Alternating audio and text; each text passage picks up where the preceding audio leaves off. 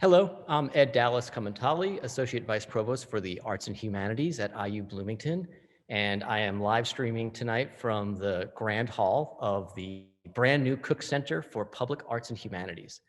I couldn't be prouder to be here tonight, and I'm grateful for all of you for joining me this evening. This is our very first event at the Cook Center, and I'm kind of floored that we're here, and I'm amazed and proud of all the support that we've received in putting this together. I'm going to say a little bit about the Cook Center and its mission and what we plan to do over the next year, and then we'll be talking about the two exciting exhibits that are opening this Tuesday in our space. The Arts and Humanities Council was founded 5 years ago, and we began our work with a campus survey and an asset map of our resources, and we immediately identified a significant need for a centralized campus center for arts and humanities. We were hoping to find a space at which we could focus all our amazing work and our resources in the arts and humanities. And we also wanted to identify a space that could connect us with the thriving downtown cultural scene in Bloomington, Indiana. We also wanted a beautiful space for which we can celebrate and showcase the arts and humanities. We found one in Maxwell Hall, a gorgeous building from 1890. We spent the last year and a half renovating it, and I'm sitting in here today. It's a wonderful time to be in the arts and humanities at Indiana University. The project was funded by a grant from the National Endowment for the Humanities, an infrastructure grant, as well as a very generous gift, which I'll discuss in a moment. We've been describing the Cook Center at Maxwell Hall as both a hub and a hearth. It's a hub because it brings together for the first time some of our most forward-thinking and public-facing units in arts and humanities. For the first time, the Arts and Humanities Council has established offices alongside the College Arts and Humanities Institute, Traditional Arts Indiana, the Center for Rural Engagement, IU Core, and Platform and Arts and Humanities Research Center. We're all working in this building together from here on out, and I think the co-location is going to be incredible. It's described as a hearth because this is a place for celebrating arts and humanities on campus. It's a gorgeous place. It's a wonderful, beautiful place for receptions, for lectures, for conferences, exhibits, and performances. It's a place where we like to show off what we do here. It's a great place for fundraising as well, department gatherings, job candidate visits, and all sorts of things that we might need to do in our work here in the arts and humanities. At the same time, the Cook Center is a bridge. It's located just a few hundred yards from downtown Bloomington, and it's designed to connect with the community and the downtown arts and culture scene. We're working on a slew of new public arts and humanities programs for the space. We're also talking with the City of Bloomington, the Arts Commission, the Bede District, as well as Visit Bloomington on new programs. We will be participating in the city's Art Walk and Art Exchange and Artist SCA and a number of other great programs to connect campus artists and thinkers to downtown artists and thinkers. And then finally, the Cook Center is a dynamo. It's a research dynamo. It's a place where we'll be generating real work in the arts and humanities, new exhibits, new scholarship, all throughout the annual calendar. The Cook Center is housing a new book lab, which is dedicated to the history of the book and bookmaking. It also has new office spaces for visiting scholars and artists in the arts and humanities. It's going to be a thriving place as we begin to get up and running over the next few months. I'll just say a couple things about the features of the building. It contains a welcome center, a grand hall, which I'm in now, that seats 125 people for lectures and large exhibits, a process gallery at which you can see the entire creative process from artistic conception all the way to exhibiting. It has an entire humanities conference wing with 2 seminar rooms, 8 breakout rooms, and offices for visiting scholars. It contains a kitchen and full catering amenities, as well as a courtyard where we can host outdoor events. It's such a showpiece for us, and this is a historic change in our campus landscape. It also contains many offices for our student interns and our student guild, which will be launching this semester, providing hundreds of opportunities in public arts and humanities for undergraduates and graduate students here at IU. The building is here to be used. It's for our A&H community. I encourage you all to reach out to me about the building, to stop by for a tour this semester, to come see the exhibits, to talk about the amenities. It's here to be used.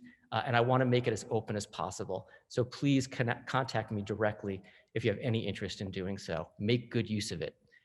Throughout this semester, it's open for tours for sure, as well as class visits. In April, we'll be opening up the scheduling process to faculty and students. and we'll be having open space for the summer and next fall as well. Everything here is governed by COVID safety protocols. We'll be open during the week from Tuesday to Friday with special late night hours on Thursday, but you can expect the standard safety protocols to be in place. With that, I just want to say that tonight we are opening two incredibly exciting and timely exhibits. They're timely in a number of ways. I'm so happy that this is a space for celebrating our faculty and their work. And in these exhibits, you can see dozens of pieces by our IU faculty, especially from the School of Art. And I encourage you to come and you'll be surprised at the amazing work on display here. It's also timely in the sense that we've been sitting at home for a year, awash in images, in media images, in political images. And both these works focus on the visual and focus on the image made tangible, the image made concrete. This is wonderful work that you hear a lot about tonight, but I assure you, these are images that disrupt, that challenge, that inspire. These are images that are meant to be seen in the flesh, and I hope you can come out and join us here at the space. It's a wonderful exhibit, two exhibits, bright, fun, mysterious, and surprising at every turn. It's a real antidote to the in-home blues right now. I'd love to see you at the Cook Center sometime soon. The last couple of days, I've been here with the staff. I cannot tell you how inspired I am by the passion and the commitment that my colleagues have displayed in getting the center ready and putting this work out for you.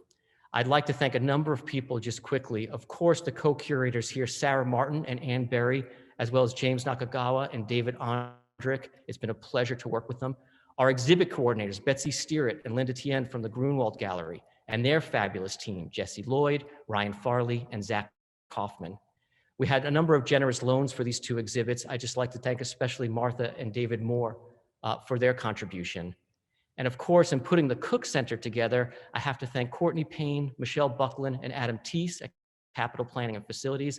And I want to send a special thanks and shout out to Gerard Panicoke, our Program and Operations Coordinator. He's done the yeoman's work in getting the center into shape, and it's a marvel to behold, and a lot of that is due to Gerard's work over the last few months. I also would like to thank President Michael McRobbie for his generous and broad-minded support for arts and humanities on this campus, as well as Provost Lauren Rebel. A lot of the Cook Center and what you will find inside of it is part of Lauren's vision, and she's worked very closely with us at the Arts and Humanities Council on the plans for the center, along with plans for First Thursdays, the Grand Falloon, and other campus favorites. She's worked closely with us on grants, on fundraising, and on planning the space that I'm in today. On this momentous occasion, though, I would most like to recognize the tremendous generosity of Gail Cook, without whom this evening would not be possible at all. As many of you know, Mrs. Cook is an IU alumna. She's an artist, she's an entrepreneur, a historic preservationist, and a philanthropist who takes amazingly great pride in supporting her community, not just Bloomington, but throughout the state of Indiana. Along with the NEH, Mrs. Cook has provided us with the inspiration and the support necessary to build this campus center for humanities research, creative activity, and community engagement. Thanks to her gift, Maxwell Hall has now been transformed into the Gail Karch Cook Center for Public Arts and Humanities, a space that will serve our campus and community for generations to come. Thank you, Mrs. Cook. I know Gail might be watching with us today, so please send as many hearts and claps as you can in the feed for her. We're going to have a formal dedication of the building on April 8th this semester, and then we'll have a grand opening and a dance party at the start of the fall semester. So I'm looking forward to seeing more of you then. At this point, I'm going to turn the program over to Betsy Steeritt, my good friend and director of the Grunwald Gallery. Thanks, Betsy. Hi, welcome. Thank you, Ed. That was pretty hard to follow up on that. That was an awesome introduction. I just want to say that I'm really happy to be here as well to introduce our two exhibitions that we've had the fortunate benefit of being part of for the first shows at the Gail Cook Center. We're very pleased to be that Ed and his folks have trusted us with working with the curators for these exhibits, and me and the Grunwald team, which I have to include Linda Tien on this hard work that we've put into making sure that these exhibits have become a success. And I think once you see them, you'll see that they are. They're beautiful shows. So as Ed mentioned, we as part of the School of Art, Architecture and Design have been involved in this, and we are focusing on exhibiting works either by IU faculty or curated by IU faculty. And in these two exhibitions, we will see some wonderful, I guess, a variety of works on display. The first show that I want to talk about today, I'm going to do a brief introduction, then I'll hand it over to Sarah Edmands Martin and Anne Berry, who have worked together on this show called Ongoing Matter. And Sarah is an assistant professor of graphic design here at IU, and Anne H. Berry is an assistant professor of graphic design at Cleveland State University. They've organized and curated and produced this timely and provocative exhibition of striking posters in the show Ongoing Matter, which is now in the Grand Hall, as you saw behind Ed there. The exhibit contains over 30 posters that encourage engagement with the report on the investigation into Russian interference in the 2016 presidential election, better known as the Mueller Report. The designers of these posters are using the art of communication to reveal, persuade, and propel citizens to action. This is a nonpartisan project and is concerned with preserving democracy, protecting integrity, and sharing knowledge. Let me introduce Sarah Martin and Anne Berry. Great. Thank you. Thank you so much. Thank you so much, Betsy. Sarah and I would first like to express our thanks and appreciation to everyone at Indiana University. Ongoing Matter is partially supported by the Indiana University's Arts and Humanities Council, the New Frontiers in the Arts and Humanities Program, and the Office of the Vice Provost of Research through the Grant and Aid Program. And of course, a special thanks to Ed Komentali and the Arts and Humanities staff, Betsy Steeritt and Linda Tien of the Grunwald Gallery, Lindy Graves, the shop assistant, and all the staff that helped bring the show to IU. It takes a village sometimes, which is great. So I usually begin talks about Ongoing Matter. The full title is Ongoing Matter, Democracy, Design, and the Mueller Report, by acknowledging my father, Leroy Berry Jr., not simply because we're related, but because he is in his own right as an attorney and retired history and political science professor, somebody who is a voracious learner, an academic, and like me, an educator. I also want to mention on a side note that he happens to be an IU Law School alum. So I have some fond memories of living in Bloomington many, many years ago. But in any event, my siblings and I learned early on that politics played an important role in our lives. If not for the 1967 Loving versus Virginia Supreme Court case, my parents would not have been able to legally marry. And if not for Brown versus Board of Education, we might not be here together having this conversation today. And certainly there are people who may not see themselves as political. They may not see themselves as politically active or even interested in politics. And yet politics and design share an important characteristic. I certainly believe that on a fundamental level, politics, like design, is everywhere. And like design, politics touches everything and is part of our everyday lives, whether or not we realize it or even see these political systems at work. So a bit later, Sarah will talk further about some of these connections between design and politics, primarily through the historical lens of political poster design. But to get us started, I'm going to take us back to 2019, which probably feels like many, many years ago now.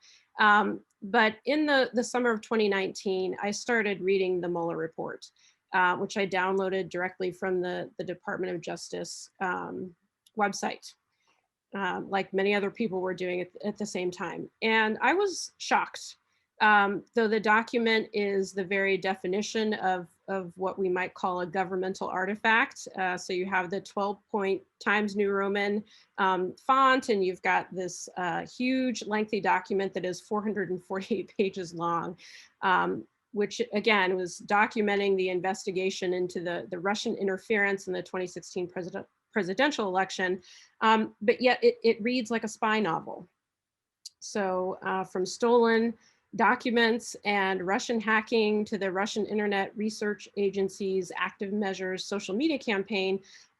It's all a mouthful, but there's a level at which it is, I think, difficult to fully comprehend that all of this happened to us in the United States, and has resulted in our collective loss of faith in the electoral process and free and fair elections. And I think we see this continuing to play out even now. So after reading this report, I reached out to design friends and collaborators, and it turned out that they were equally shocked about the events surrounding the 2016 election. So though our perspectives and motivations differ, I think it's fair to say that we are united by an awareness of how our lives are connected to politics. I think that's kind of where we all started. And for us, the Mueller report is a design problem that is worth investigating. So one of our primary questions has been, how do we make the report itself more accessible or easily understood by a wider audience? So the poster exhibition is really just one part of this larger question of trying to figure out ways of overcoming communication barriers, particularly when the health of American democracy is at stake. As much as the report was meant to be publicized and easily accessible, there's still a lot of people who haven't read it. So as I mentioned earlier, for me, politics is very personal. Much of my identity and perspectives have been forged by where I fit into political history. But I think it's also fair to say that the same thing is true for Sarah and for our project collaborators. So with that bit of an introduction, I will turn things over to you, Sarah. Thanks, Anne. So I'll kind of start here with this quote. Throughout time, posters stand as an enduring reflection of the moment they were designed. And this is by Rick Valenci, the creative director and I believe co-founder of Thirst, a design studio. And he wrote that in Graphi's publication of the 2020 Poster Annual. It's an international collection of the best posters of that year, 2020. And despite predictions that printed materials would perish in the digital age, the printed political poster in particular has not disappeared. Elizabeth Resnick, curator of such comprehensive poster exhibits as The Art of the Poster or The Graphic Imperative, International Posters of Peace, Social Justice, and the Environment, and of course, Graphic Advocacy, International Posters of the Digital Age, who actually, when Anne and I were starting this project, we reached out to, and she gave it the thumbs up and green light, which was kind of like Gandhi telling you you're doing a good job. She states that the poster in all of its forms has persisted as a vehicle for the public dissemination of ideas, information, and opinion. And you know, in doing research for this project, we didn't just look at the contemporary moment, but we looked back at how art and design and politics have always been bedfellows. Back in 1972, Andy Warhol was commissioned to create a poster for the DNC, the DNC, their kind of propaganda for the presidential candidate, George McGovern. And what Warhol actually made didn't depict McGovern at all. Instead, the Vote McGovern poster showed this sickly, snake green skinned, diabolical version of Richard Nixon. And just like in Warhol's Marilyn Monroe or Mao series, which you might be more familiar with, not many people know that Andy Warhol did political design and in this kind of overt way. Warhol sourced popular media-approved portraits of Nixon to use as his base. He uses color alterations and transforms the simple image in order to communicate something deeply disturbing and powerful. And then, of course, many people know of the 2008 Shepard Fairey design, which really launched Shepard Fairey from his Obey brand into kind of the sphere of social justice poster design. And he continues to create accessible poster designs that people can download and print out, and they are meant to kind of have for free to go use in the streets. And so again, Anne and I really started looking at this history of poster design in conjunction with accessibility and communicating clear messaging when it comes to something as important as the Mueller report. which as a design object is a complete failure. It's 448 something pages, as Anne mentioned, Times New Roman, legalese, it's redacted to all get out. So there are giant chunks, actually whole entire pages are just blacked out with this phrasing, harm to ongoing matter, which, as you might imagine, inspired the project title the more that we started digging in and reading this report. And I think both of us read it more times than we want to admit, in order to kind of start doing some investigation into what were the key issues that as designers we felt we were responsible for bringing to a more public audience. So it's, like I said, is 448 pages. And you can kind of see, I went through and analyzed 11% of it at the time of its initial publication was redacted. So you couldn't read 11% of this document. Also, there were over 1,000 footnotes. So not only was the general body copy of the text really difficult to dig into, but in order to get a full picture, you'd have to go read the footnotes. And sometimes the more salacious kind of details of the investigation were actually buried in the footnotes. Again, sort of a failure of accessibility and design. And as Victor Papanek has said, and he's one of the inspirations for this project too, in some ways, the only important thing about design is the way that it serves its community, right? So although what you see in the exhibit and what you saw earlier in some of the examples in our slideshow were beautiful poster designs, a lot of our work was also just parsing this document, organizing this document, and deciding what were the most important things to draw a viewer's attention to. And so this was a timeline that Anne started designing, and we added the content to as we were working just for ourselves to kind of organize all of the facts, the timeline. And as we were making this, we were like, why did the US government not create something like this? And so we ended up, Anne actually ended up designing this into a poster that's in the show as well to help ground all of the other visual components of the exhibit.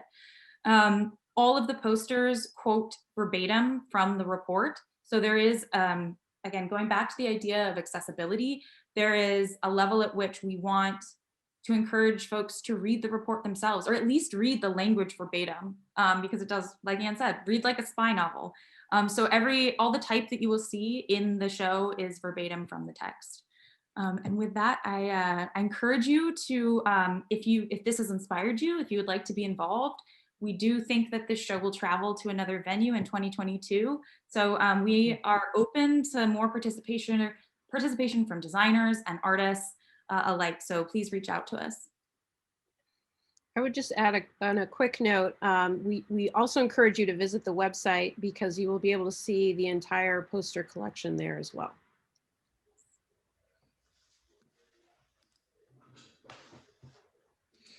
Thank you. That's fantastic. What a wonderful, scary show. It was great. I wanted to talk a little bit about our other exhibit briefly before I introduce our other curators and artists. Photographic Occurrences, which is taking place in the Process Gallery, which you see behind me, is a curatorial project of faculty curators and artists Osama James Nakagawa and David Ondrick, and contains the work of artists, photographers who have maintained the lineage and legacy of photographic studies at Indiana University, first in the Henry Radford Hope School of Fine Arts, and now in the Eskenazi School of Art, Architecture, and Design. The exhibit highlights work by the founder of the photography program, Henry Holmes Smith, who taught photography at IU from 1947 to 77. As an avid experimenter in the darkroom, he broke new ground in the creation of cameraless photographic images. Photographic Occurrences celebrates Smith's legacy of experimentation at Indiana University by exhibiting Smith's photographs, the work of his star students, Jerry Yulesman, Betty Hahn, and Robert Fichter, and photographs by current and emeritus Eskenazi School faculty and IU MFA alumni. Additionally, a beautiful daguerreotype by Takashi Arai is on display in the show, which you must go see. It's the result of a planned artist visit that didn't take place due to the current pandemic. And this is a beautiful piece that's it's a must see. The exhibition highlights the varied and experimental nature of photography at IU, and it's looked to important past and future traditional and experimental photographic processes. Let me introduce James Nakagawa and David Ondrick. Hi, everybody. Our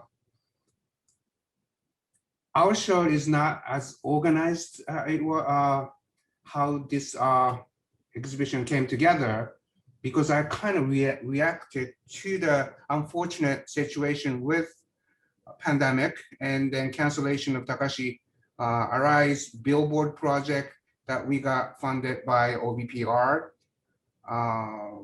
And from that, quickly, I was talking to Ed about how to make this unfortunate situation positive energy.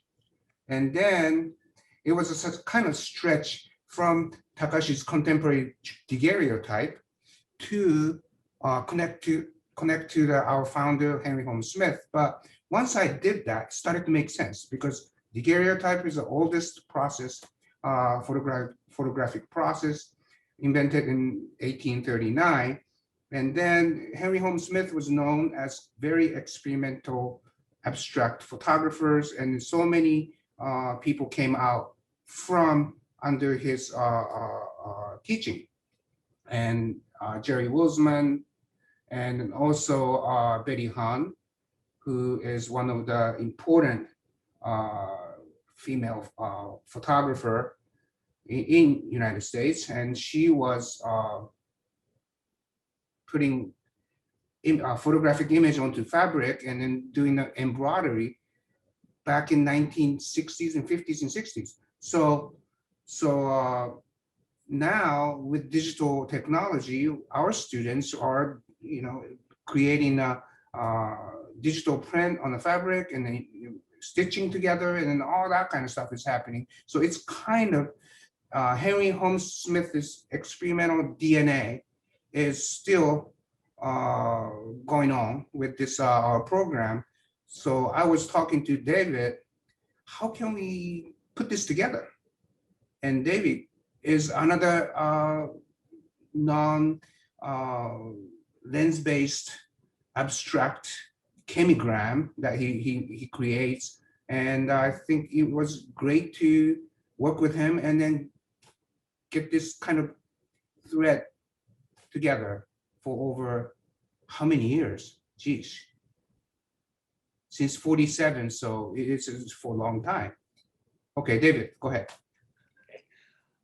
So I got my undergraduate degree at the University of New Mexico, which is where Betty Hahn was faculty for, I would think, most of her career. I'm not entirely positive about that.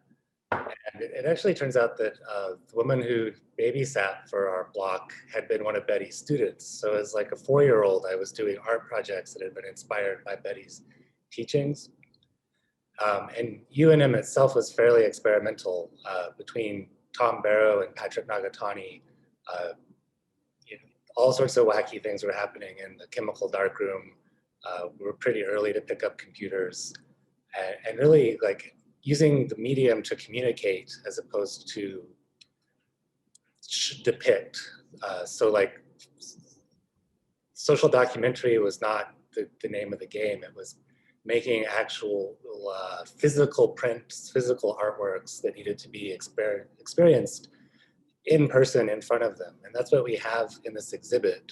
Whether you're talking about Roland Ricketts pieces, which are indigo dyed fabric that had been bleached by the sun over 280 days, or you're talking about Morgan Stevenson's print on fabric that is a soft sculpture that's about 10 feet tall. Betty Hahn's cyanotype that you can see there that she's drawn on. It's not in this shot, but just to the right of that picture is where Takashi's daguerreotype is set up. And that actually requires you to do a sort of a move like this to see it, because the daguerreotype is made on a very highly polished plate of silver. And so and that's such a different thing than looking at photographs on a screen, especially a 5-inch screen that fits in your pocket, which is how most of us interact with photographs these days. So I'll throw it back to you, James. Well, yeah, and then also faculty members.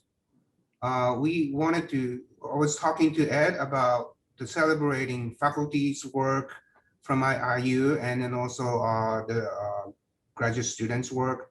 And I thought it was like a perfect ways to start to have exhibition at the space. And then Ed got excited about our idea. And all I did was start emailing these people. But David and I, we kind of created this rule that you cannot have straight silver prints or straight digital prints. It has to have some kind of tactile quality to the photographic object. And then also representation, photographic images, all the way to abstraction because of Henry Holmes Smith was doing abstraction. And then I'm known for doing a hyperreal digital print, like what you see in the back. But David said, you cannot put those in. So luckily, I made another work with kind of alternative process with cyanotype and salt print in Okinawa using salt water, ocean water, and creating these prints. So it's very experimental throughout these show. My dear colleague Elizabeth Claffey's work, she is creating this kind of 3D sculptural work with cyanotype and pages of the book. And yes, so yes, former students work, and then David and I, we were conscious about the MFA students who didn't get to show their MFA thesis show last May, and we selected from some of them, not all of them, but some of them to exhibit this exhibition. So like Seth Cook's work is very physical. He invented the process to transfer photographic images, digital photographic images onto canvas or sometimes wood board, and then squeegee and create very tactile object-like, but still you can see representational image of photograph somewhere in it. And yeah, the Roland Ricketts work is indigo.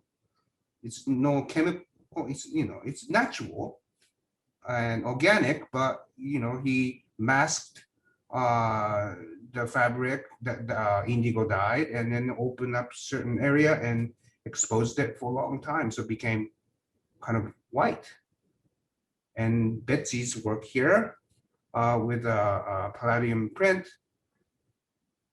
Yeah, and Ahmed's work is a combination of digital print and cyanotype, but it's, again, this is very physical surface, right, David? Yeah, I'm not sure how well it shows in the screen, but the cyanotype is actually physically pulled away to reveal the grayscale inkjet behind it. So this is almost a relief sculpture. And a lot of these pieces, you can see there, Morgan's piece, do exist in 3 dimensions. And you can move around them, see the attention to the way they've been stitched, the way they've been, thoughts about materiality, this fabric versus that fabric. The paper that the artists pick is very, very intentional. If you see in person, James's piece that we saw a little bit earlier has a rough texture compared to June's piece, which is a very smooth surface there right in the middle, those 2 pieces together. And across from that is a lithograph, which has its own surface and tactile nature, as well as the cyanotype, which again, a very specific paper was chosen to do that. So it also shows the tremendous range of ways you can make a photograph if you go back all the way to 1839 and processes that have existed then. And these are all processes that Henry Holmes Smith helped resurrect. And in fact, Betty Hahn is really well known for breathing life back into techniques, processes that had not been used for 70 years or more when she got back into them and helped popularize them. So this has been the undercurrent of our program and our legacy at IU. Yeah, and then also, you know, this came out of pandemic. We were locked in. We couldn't get Takashi to come to Bloomington. And, you know, we were staring at the computer screen all the time and gotta do something physical. And the photography is not on the screen. Those are digital imaging. So, I mean, having this show, I know you can look at it like this, but you have to go to this place, Cook Center, and please experience photography. Not just looking at the screen. Photography is object. So please come see it and then enjoy. And then also, I like to thank some people. I mean, first I want to thank Ed because the whole thing didn't work out. That was on the march about bringing in Takashi for the public art project. But then quickly he supported me to do this show, and then I'm glad we are doing, you know, we did the show. And then also Lauren Richmond for her insightful essay, and Sarah Martin created this incredible book. I can show it a little bit.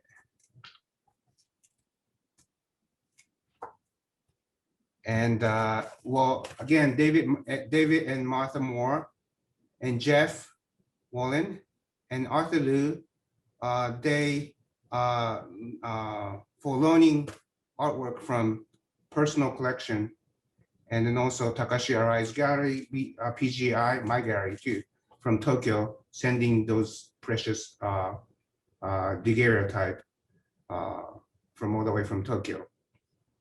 And David, for the artist, right? Thank you for sending us all the art, all the work all over the place. Without you guys, we couldn't do this, you know, very interesting show. So thank you very much. And Betsy and Linda, thank you for installing the show. You know, we needed your professional touch, and then thank you very much. Thanks. It was fun. I also want to thank Ed because without Ed, I'm not really sure. Not only would this all not be happening, but so many things on this campus would not be happening. I know from the Grunwald, from our perspective, I'm eternally grateful to Ed for his support and, you know, I guess, enthusiasm to work with us and everything else. I mean, it's been fantastic. So I want to really mention that. Also, I would like to open it up to questions, or would our panelists like to talk to each other about anything? That's also an option. We do have a one question, but would any of the panelists like to say anything else before we go into questions? No? Okay. Well, we do have a question. It is about ongoing matter, and this person would like to know, has anybody ever seen anything done with the Mueller report before in this way? Has it ever been done anywhere else? Because I know I haven't seen it, but how about you two designers? Well, I haven't. I know that, I mean, again, like before we even really got the project underway, I think we were, well, at least I was sort of looking at some of the things that had been done. So through the project, we've encountered some things that are really interesting. So of course there are podcasts, of course there are books. Lawfare blog in particular, I'm gonna give a shout out to them wherever they are. They did a series that isn't the Mueller report verbatim, but it breaks down the key pieces of the Mueller report in a really interesting way.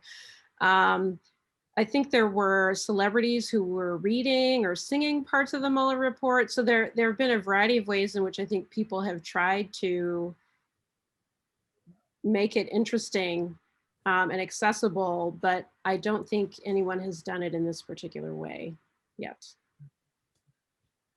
No, Thank and there you. have been pushes, there have been, so again, over the course of doing this project and starting to see what else has been out, what else is out there. It's not necessarily visual, but it is the functional side of design. There are groups that have taken up kind of like this pro bono coding, like re-encoding the report to make it more functional. We've kind of taken a much different approach. It's much more visual and contemplative and reflective, and of course, colorful. So it's different, but it's inspiring to see many approaches, because ultimately we need all of those approaches in order to solve a very big problem. Like nothing just ongoing matter cannot just solve the problem of the Mueller report and government report design, but a bunch of creative thinkers coming at the problem creatively from their area of expertise, might be able to affect some kind of change. I think it's very clear from the show, from looking at the posters, how much study went into that report by you and the designers. I mean, that was very clear that there was a lot of engagement there. This was not just a sort of a quick skim of the report. So it's pretty impressive what you've accomplished, I think. And also to make things that are visually so compelling out of that material. I think it's amazing. So Thank you for saying that. I guess I'll also add too, it's not as though, yes, we went in depth with the reading, but it wasn't easy reading either, right? It wasn't light reading. I mean, there were definitely parts of it that are, as I mentioned earlier, shocking and just crazy, but it's very dense. And one of the things we've discovered is that I don't know what the percentage is, but there are many lawmakers who still haven't read it because they themselves were like, it's so long and it's very dense. So it's a problem. it's great. Let me see. Let's see. I don't have any other questions from the audience right now, but if I did want to bring up one thing that I went to graduate school here at IU as well in the 80s, way back in the day before many of you were born. Sarah Martin reminded me of that. Anyway, it's okay. It doesn't bother me. It's all right. But I just want to mention that early on in the 80s, when Jeff Wolin was here teaching, he actually initiated quite a number of alternative processes activities for the students, and he brought James Riley in, who wrote the definitive book on albumin and salted paper prints. And so that was really sort of an important moment, I believe, in the program, because so many people were studying different alternative processes at that time. So it was pretty exciting. That was sort of kind of, I know it sort of got rolling in the 70s, but it was sort of the first introduction, I think, after Henry Holmes Smith left. And then it went through the digital, and those are coming back right now. Yeah. Automatic process is coming back. And the way doing this show, I started to think about, what is this DNA?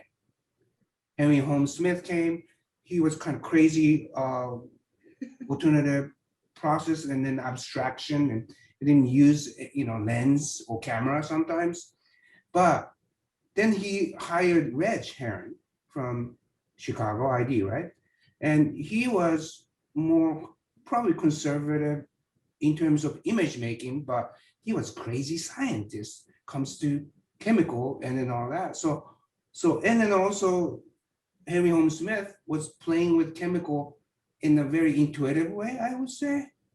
So, he hired Reg, but then Reg hired Jeff, and then alternative process. And then came to me. I mean, Jeff hired me because I was doing digital. So there's kind of strange. I mean, it's interesting. I think thread. And now it's to Liz is here and she's making books and physicality of the image. So there's something's happening. Don't you think it also has to do with the way photography is perceived now compared to when it was then? Because I believe that photography has made strides toward more contemporary image making than maybe back in the 70s. It was a little bit separated from the art world in a sense. It was photography and it wasn't art really. 80s and so 90s, Cindy Sherman made a huge print, and then Gursky started making huge print. I mean, but then what about those, small prints that, photography used to make too? And then also alternative process, all that. So it's I think it's coming back. And digital made it hyper real sharpness. And we still seeking for 4K, 8K video too, right? But then, I think it's how sharp you want to get.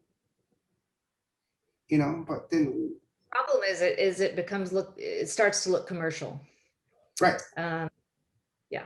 So the handmade is so important. And I think that people are recognizing that more and more. I mean, they have been for a while, but that's so critical. And this show is a great example of showing that. Yeah. Content-wise, everywhere.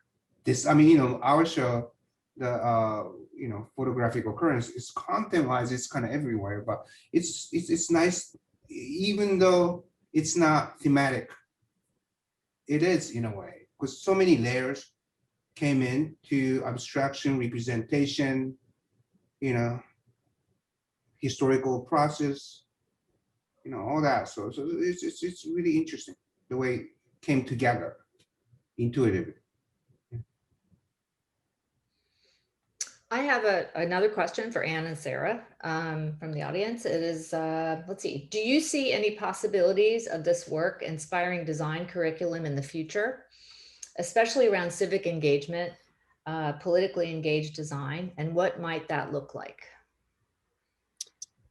Well, I think the short answer is yes. In fact, I mean, I'm an educator, and so naturally my mind goes to curriculum and what are ways that, I mean, this project is of interest to me, obviously, but how can I make, if not the Mueller report, something similar interesting to my students as sort of another design, I guess, problem or challenge to address with respect to dense information and making it more accessible to a wider audience. And speaking for myself, I would say, I think students oftentimes, well, I guess it just depends, but sometimes students don't necessarily see themselves as politically activated.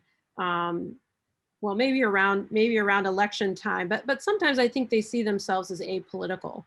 And this isn't really political in the sense that we're trying to get people excited about a particular political party, but I think it's the larger goal of helping students understand that they are impacted by things that happen. They are impacted by the Mueller report, especially when we look at the methods that the Russians were using to interfere. It was through social media, and many of our students are using social media. So I think with respect to curriculum specifically, it's like bridging some of these maybe perceived gaps between this dense, boring document, but it actually relates to the way our students are interfacing with each other in the world.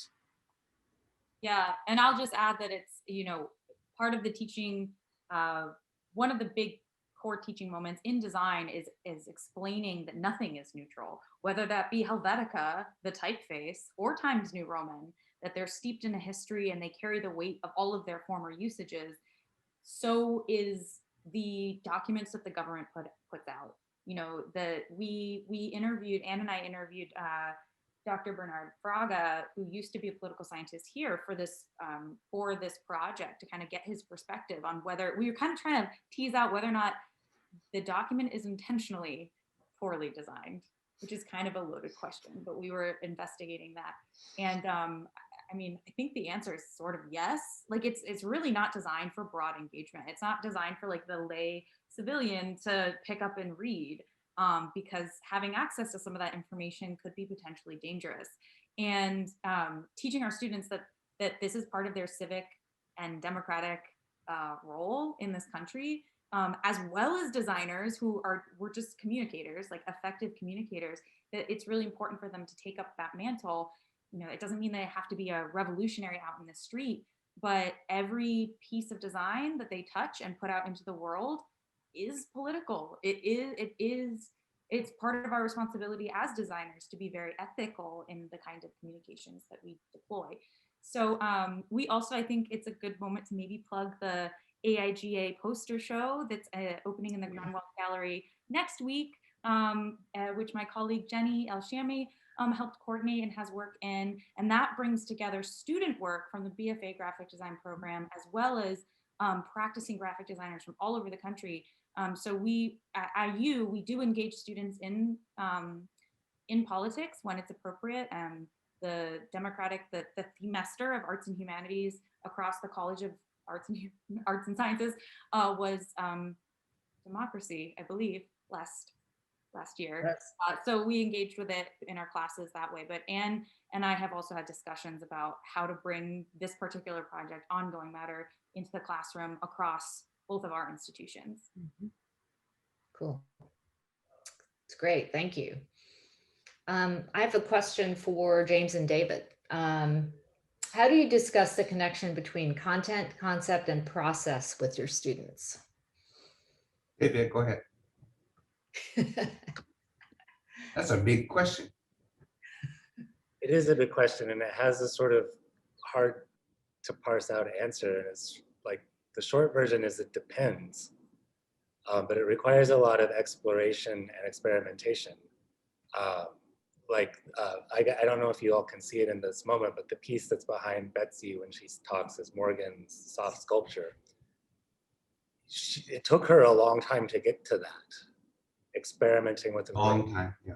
ways to approach the concept that she was after. She started with relatively traditional inkjet prints made out of shots in the lighting studio that were roughly 11 by 14, and obviously came to a very, very different conclusion by the end. But it's a constant back and forth. Have you tried this? What about this? If it's supposed to be about that, why is it just this way? And so that, of course, makes it a very individual process. There's no, it's not like, here's your family dynamics process, take that one. And here's your body image process, and you take that one. And here's your landscape. You cannot make art with a bullet points and then go check, check, check. It doesn't work that way.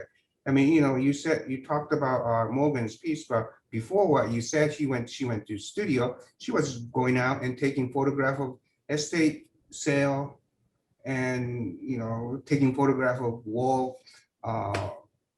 wallpaper, old wallpapers, and all that. And then now, I can see that kind of floral patterns in her work, incorporated that into this final project.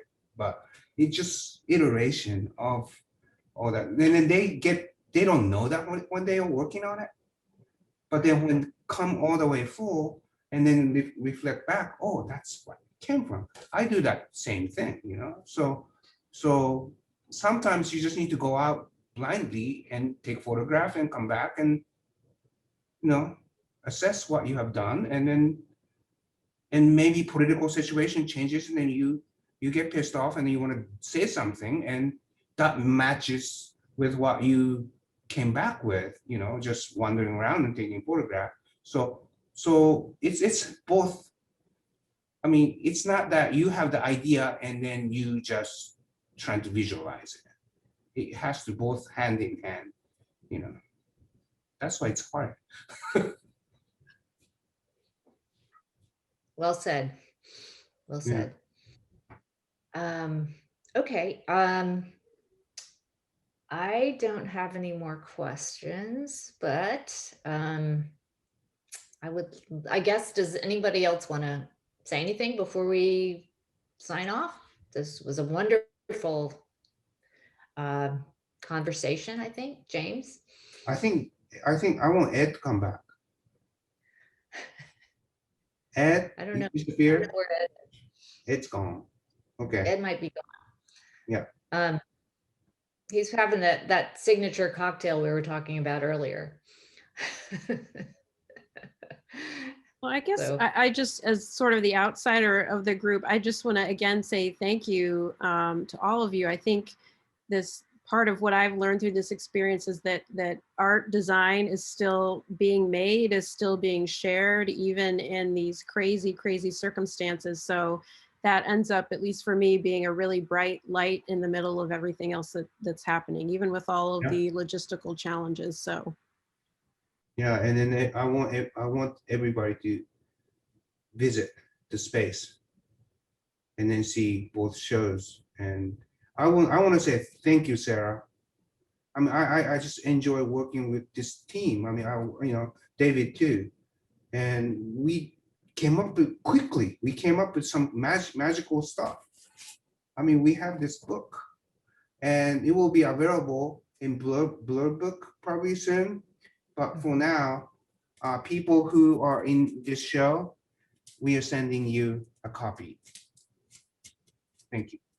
That's great. Thank you, I'll Sarah. hop on and really quickly say Ongoing Matter will also have our catalog available on Blurb probably in the next couple weeks. Great. Okay, well, I just want to thank everybody for participating, and this was a wonderful conversation, and thank you very much. And Thank you, Betsy. thank you. Bye. Bye. Have a great evening. All right. It's Friday.